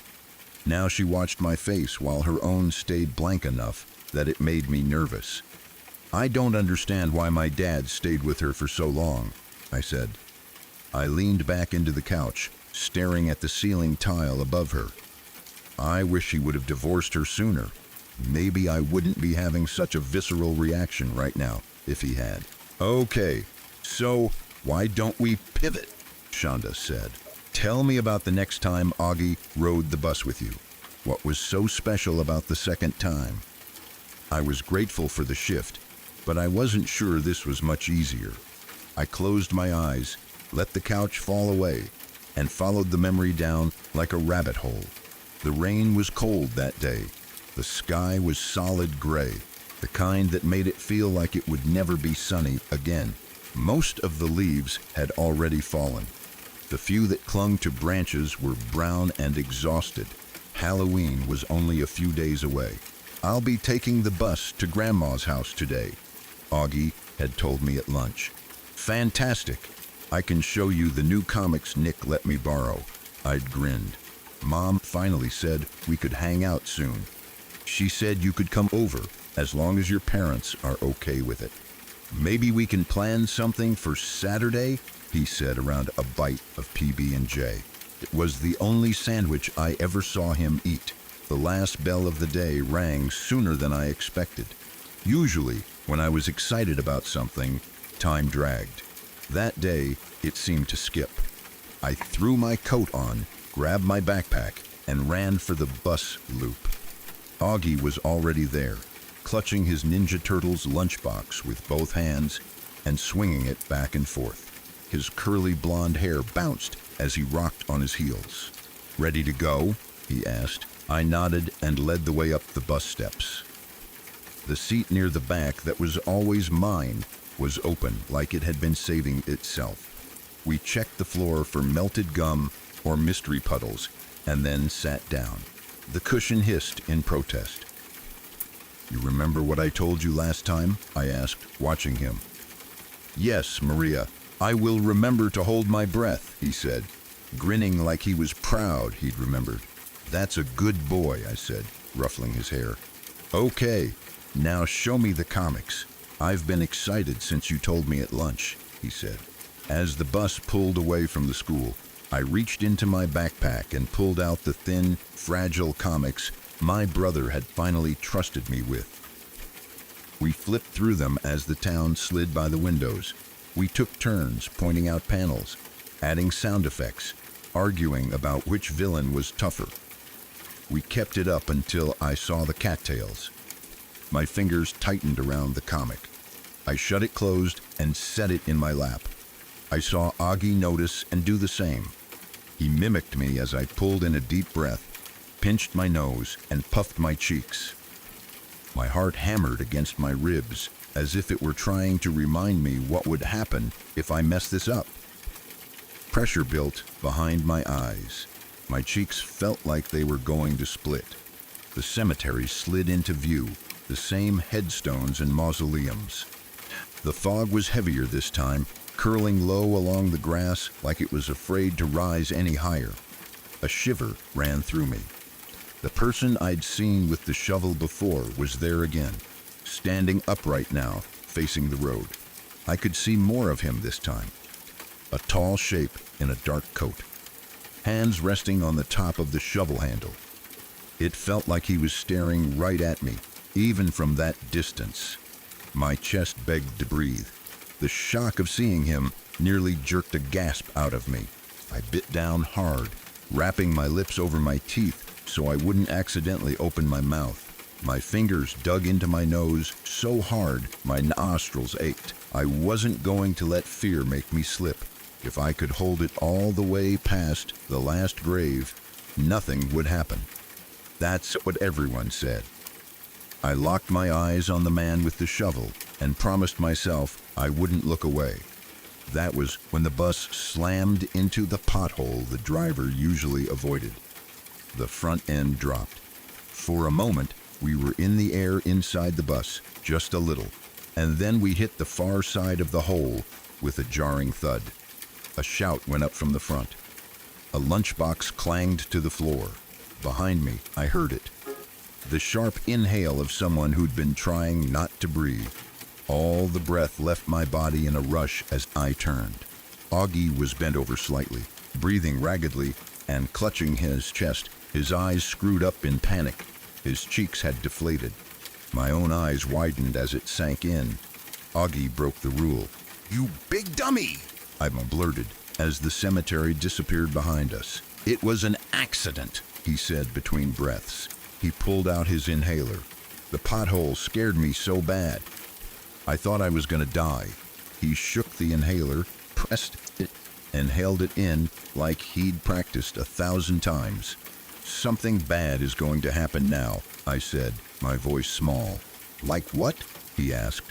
There was a hard edge to his tone, like he wanted to be annoyed but was too tired to get all the way there.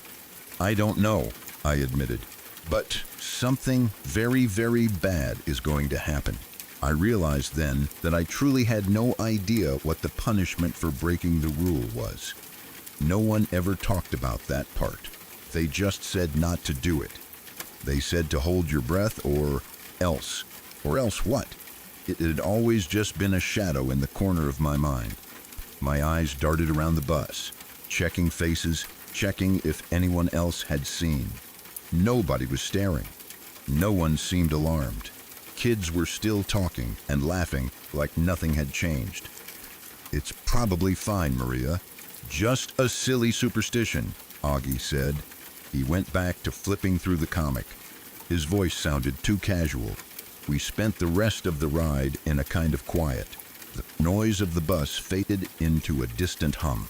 I turned pages every so often without reading a single word. Something in the air felt bent, like a picture that had been knocked slightly crooked and never straightened. Soon it was Augie's stop. We said quick goodbyes, promised again to hang out on Saturday. At the front of the bus, he paused like he had before, hand on the rail. He turned and looked back at me for a heartbeat, then stepped down. Saturday started like the best kind of morning. When I came out of my room, the house smelled like pancakes and bacon. Grease and syrup and coffee, all mixing in a way that made my stomach growl. Mom's humming floated out from the kitchen. It was one of her favorite old songs, the kind she only sang when she was in a good mood. Devin and Nick were already at the table, arguing over who should get the biggest pancake. While they were distracted, I snatched one from the plate and shoved half of it into my mouth. "Boys, make sure you keep an eye on your sister while her friend is over," Mom said, sliding a pan back onto the stove. Her voice sounded warm, but the words had teeth hidden in them. "We don't need her getting into trouble when we have company." I heard the translation loud and clear. "Don't let her make me look bad." "Ugh, seriously?" Devin groaned. "You're gonna make us babysit? I'm just gonna take Augie out to the woods where I built my fort," I shouted, half to him and half to Mom. "We're not babies." When Augie arrived, I was already outside on the front steps. His mom sat in the driver's seat of their car, hair puffed into a blonde nest. She looked like a tired version of him. She waved, her face barely moving. I waved back automatically and ran to meet him. "I'm so glad you're here. I can't wait to show you all the cool things in my backyard," I said, grabbing his hand. His fingers were cold and a little damp. The fort wasn't much, not really. Just some branches propped against fallen trunks and a couple of tarps I'd dragged out from the shed. The fact that it hadn't collapsed on me yet was a small miracle. To me, though, it was everything. I pulled back the flap of the tarp that served as a door and motioned for Augie to crawl inside. He had to duck his head so he didn't hit the twig roof. We sat cross-legged on the packed dirt floor, letting our eyes adjust to the dim. "What's this place for?" Augie asked. "It's my place to hide when Mom is having one of her moments," I said. "A place to get away from my brothers when they're picking on me too much. A place where I can really be myself." I smiled, but it felt small and crooked. "I wish I had a fort," Augie said. "This can be your fort too," I told him. "You can come here whenever you want." He coughed. Then again, a rough barking sound that shook his shoulders. He grabbed at his chest, digging in his pocket with his other hand. Another cough bent him double. When he finally found the inhaler, it took him a moment to get enough control to use it. A sharp puff of medicine, a long inhale, and his breathing started to smooth out again. A strange sensation ran through my stomach. It tightened, then twisted. It was too cold and too warm at once. I didn't have a name for it yet. Not really. I shook it off. I pushed myself up and held out a hand. He took it, and I hauled him to his feet. "Where to next?" he asked. "Let's go down to the stream," I said. "It's really cool." The ground sucked at our shoes as we walked. Mud made wet kissing sounds every time we pulled a foot up. Pine needles and patches of grass were the only semi-solid spots, but they were rare. I didn't mind the mud. I'd been stained for years. Augie had a harder time, wobbling now and then as a boot stuck too long.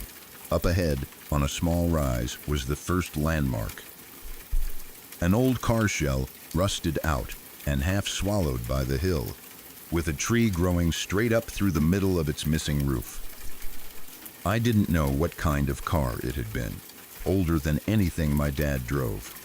The hood was gone, the engine bay a hollow, the cab was stripped of seats. Flakes of red paint clung to the frame in patches. There were no doors, just empty spaces leading into shadow. I always wondered how a car had even gotten out this far into the woods. The trees were too close. It was like it had dropped from the sky. It made the skin between my shoulder blades crawl every time I saw it. Holy crap, is that what I think it is? Augie tugged on my hand. No, I said, planting my feet. Why not? One of his blonde eyebrows shot up. Because it's scary, and because I said no, I snapped. I'm going to go touch it, he said. He pulled harder. My elbow protested. Fine, I said. We can go over there, but no touching. We picked our way up the hill. The closer we got, the colder the air felt. Not just cool like shade. Cold, like something had sucked all the warmth out of a small patch of forest and never given it back. When we were within arm's reach of the car, I let go of his hand. My palms were slick with sweat now, even though my fingers felt numb. He coughed again. A deep, rattling cough that seemed too big for his chest. Between the coughs, his face shifted. A smile stretched across it. Under different circumstances, it might have looked happy. Here, with the rusted shell behind him and the cough still fading from his throat, it looked wrong. Too wide. Too much of his face. He reached a hand toward the side of the car. Snap. A twig broke under my heel as I instinctively took a step back. His head snapped toward me. In the shade of the trees, his eyes looked darker. The skin beneath them seemed bruised and hollowed. Maybe we should keep going, I stuttered. The stream isn't far from here. Yeah, I guess we can go, he said. The smile faded. His expression went blank and tired in a heartbeat. The sudden shift chilled me, but my brain filed it away under weird instead of dangerous. He fell in behind me as we walked.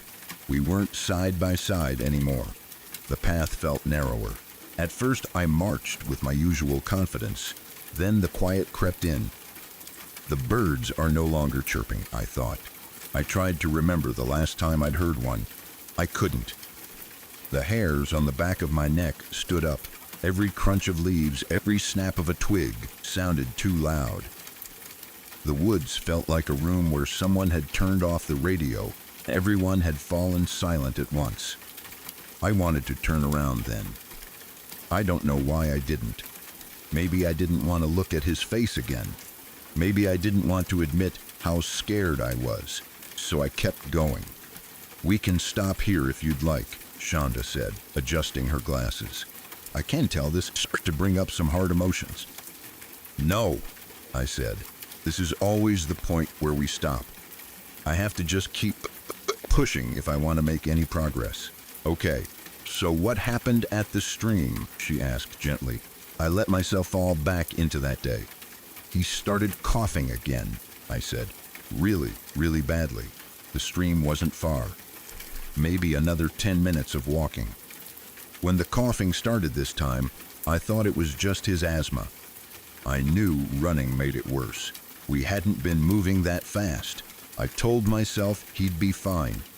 But he doubled over so suddenly that it knocked the air out of me to see it. He clutched his chest.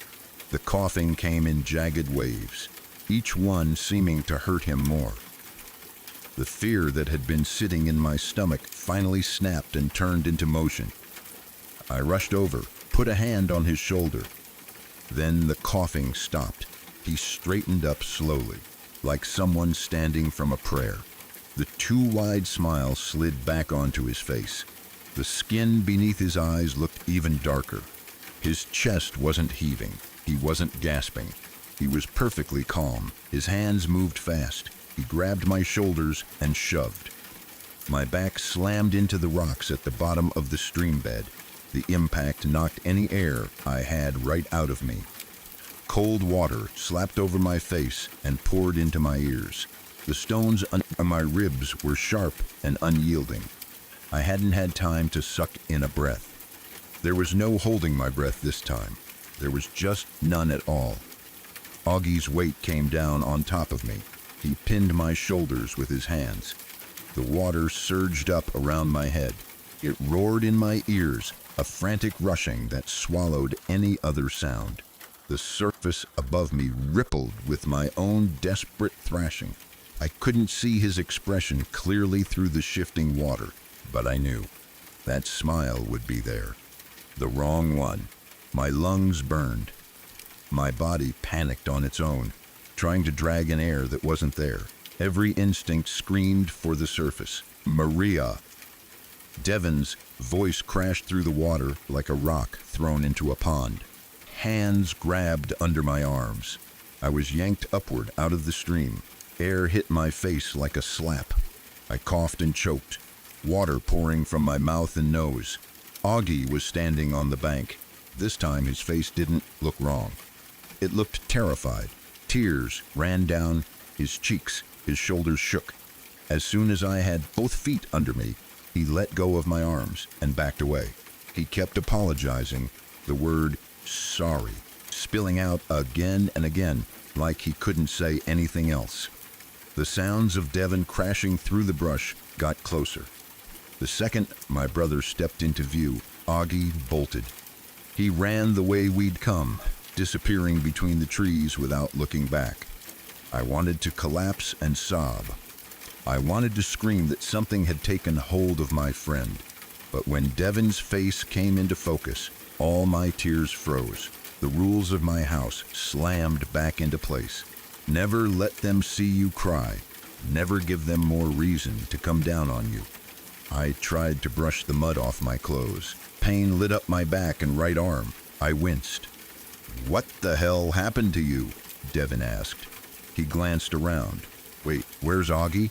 "Oh, I fell, and Augie went home a little while ago," I lied.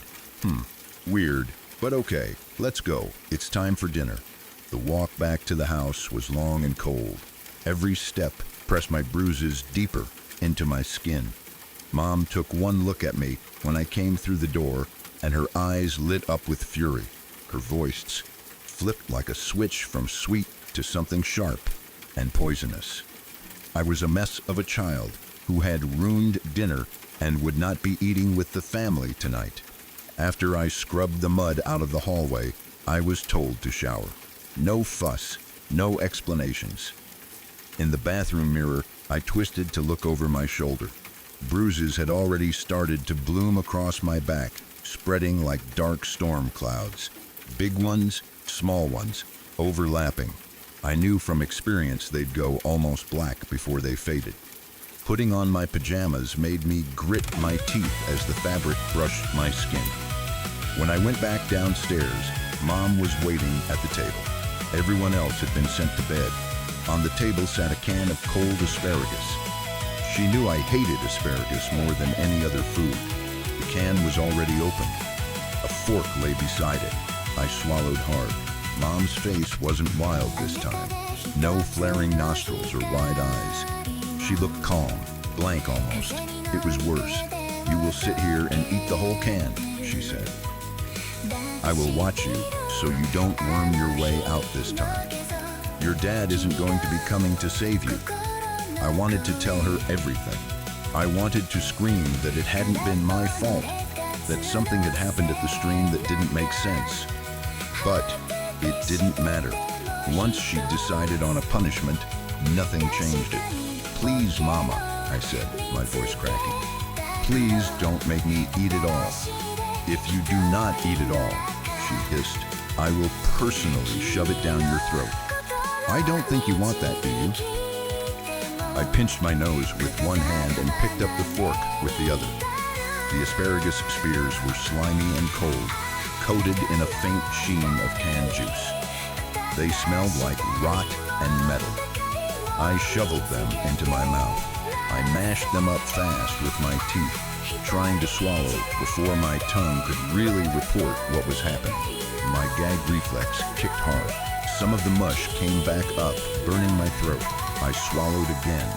And again. When the can was finally empty, I stood up from the table on shaking legs. "Good girl. Now go right to bed," Mom said, already turning away. I clamped a hand over my mouth and ran up the stairs.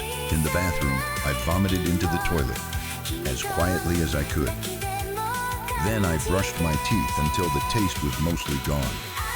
Mom's punishments never made real sense, but she loved to tell me I should be grateful. Grateful she wasn't as bad as her own parents. Grateful she just did this. Sleep did not come easy that night. When it did, it brought water and a smiling face and hands on my shoulders. Over and over, I drowned. Augie didn't come to school for a while after that. Word got around that he'd gotten a bad case of pneumonia and had to go to the hospital. Even though I was afraid of him now, I wanted to see him. I wanted to ask why. I wanted to know if he remembered. Almost 2 weeks passed before he was back. At lunch, he was sitting at our table like always, Ninja Turtle lunchbox open. He had a sandwich in his hand, already half gone. His skin looked pale and thin like paper. The dark circles under his eyes had deepened, 2 shadowy half moons. Hi, Augie," I said, sitting down. He looked at me for a moment. Confusion flickered across his face, then smoothed out into nothing. He looked back at his food and kept eating. It was like I wasn't there. I stood up without finishing my lunch and went to stand by the trash cans. From there, it was an easy sprint to the door when the bell rang. I watched him from a distance and pretended I wasn't. That afternoon, he was first in line at the bus. I raised a hand and waved. He waved back, small and stiff. We walked up the stairs together. Our footsteps echoed like they always had. He must be going to his grandma's again, I thought, as I slid into our old seat. The pleather sighed under our weight. I turned to look at him. The dark beneath his eyes seemed even worse than at lunch. I opened my mouth to ask if he felt okay, then closed it again. He looked too tired to answer anything. The bus jerked forward. Houses and trees blurred past. I stared out the window, watching for the cattails. They rose up from the ditch like always, brown and fuzzy and soggy around the edges. As they did, I heard his voice. "Don't forget to hold your breath," Augie said. I sucked in air and pinched my nose without taking my eyes off the glass. The cemetery came into view. This time I could see the shovel man clearly. He was old. Older than my mama and papa combined. His silver hair clung in wisps to his skull. Deep wrinkles folded his skin into lines that looked carved rather than grown. Dark blue crescents hung under his eyes, the same shade as bruises. He stood at the edge of the road, right by the fence, shovel still in one hand. With the other, he lifted his fingers and gave a slow, careful wave. His gaze met mine. It felt like a physical touch. I wanted to look away, but I focused all my strength on not breaking the rule, on not letting even a sliver of air slip past my lips. When the last headstone slid out of sight and the dense wall of trees took over, I let my breath go in a rush. The air in my lungs felt sour and hot. I dragged in another and turned to look at Augie. His eyes were closed. His cheeks were hollow. In that moment, he looked as tired and worn as the man with the shovel. I almost reached out to lay a hand on his shoulder. Instead, I pulled my hand back and curled it in my lap. When the bus hissed to a stop in front of his grandma's house, he stood up without a word. He walked to the front. Like the times before, he paused at the top of the stairs and turned to look at me. The sinister smile crawled up his face, slow and steady. It was the same wrong curve I'd seen by the car, the same one I'd felt hovering above me in the stream. I shivered. I looked down at my shoes. The bus door folded open with a loud sigh. The thud of kids going down the steps echoed. Then he was gone. "Was that the last time you saw young August?" Shonda asked. "Well, yes and no," I said. I kept my eyes on the patterned carpet for a moment, then lifted them to her face, then past her. "I went to his funeral," I said. It wasn't until later that I found out what happened. For years, I wondered why we moved so suddenly after the start of 5th grade. I think it was a wake-up call from my dad. What happened to Augie? He probably realized it could have been me they found in the fort instead. I swallowed. "They said it was an asthma attack," I went on, "that he'd run away from home and forgotten his inhaler, that he died out there alone." "What makes you doubt that?" Shonda asked quietly. I shifted my gaze to the space just behind her chair. 11-year-old Augie stood there, curls just as blonde, eyes just as dark and hollow as they'd been on that last bus ride. His skin was the same washed-out pale. His mouth moved in a familiar pattern. I didn't need to hear the sound to know the words. He always said the same thing, over and over. "A ghost with one job left in the world." "Don't forget to hold your breath," I said. He smiled at me from behind her. The air felt 10 degrees colder.